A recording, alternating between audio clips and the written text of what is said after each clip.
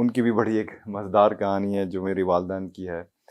چونکہ میرے دادا جو نواب غوث بخش رحسانی صاحب تھے، وہ فیڈرل منسٹر تھے ایگریکلچر اور فوڈ کے ذوالفقار علی بھٹو صاحب کے دور میں. تو وہ ایک سیمینار کے لیے گئے، ایگریکلچر سیمینار کے لیے تھائی لینڈ گئے تھے. اور وہاں سے جب واپس آئے اس وقت کوئی فون وغیرہ نہیں تھا، تو انہوں نے ایک لیٹر میرے والد کے نام لکھا، کیونکہ میرے والد سب سے چھوٹے ان کے لاڈلے تھے.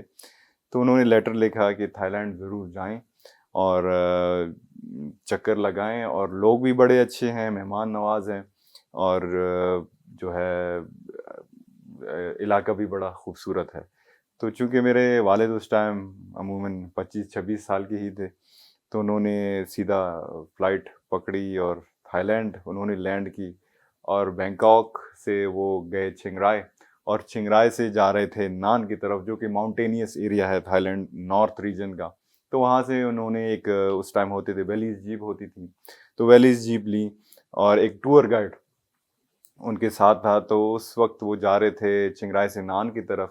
چونکہ پہاڑی علاقہ ہے تو بارش بھی ہو رہی تھی، تو دے میٹ این ایکسیڈنٹ دے. وہاں پہ انہوں نے ایکسیڈنٹ میٹ کی، اور پھر وہاں پہ وہ جو ہے بے ہوش ہو گئے تھے.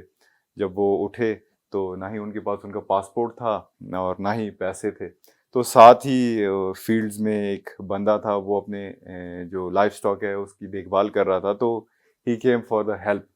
تو انہوں نے انہیں ہیلپ کی، اسپتال لے گئے، انہیں ہوش آ گئی اور برابر ہو گئے. تو انہوں نے اس بندے سے ٹائم مانگا کہ مجھے تھوڑا پیسے بھی دیں آپ، اور پھر میں جاؤں گا اپنے ایمبیسی بینکاک، پھر ادھر سے جو آپ کا قرضہ ہے وہ واپس آ کے چپکاؤں گا.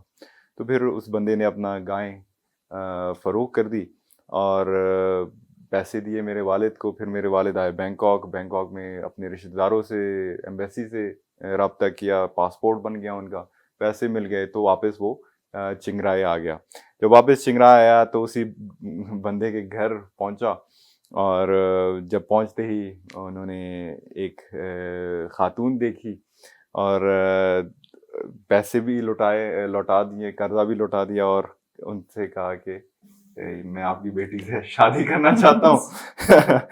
تو پھر اسی سے، چونکہ میری جو امی کی والدہ تھیں وہ تھوڑا ریزسٹنس تھی کہ پتہ نہیں کون ہے، کدھر سے آئے ہیں. پھر میری جو گرینڈ فادر ہیں انہوں نے انہیں سمجھایا کہ یہ نصیب کی باتیں ہیں، آپ چھوڑو، جو توکل ہے.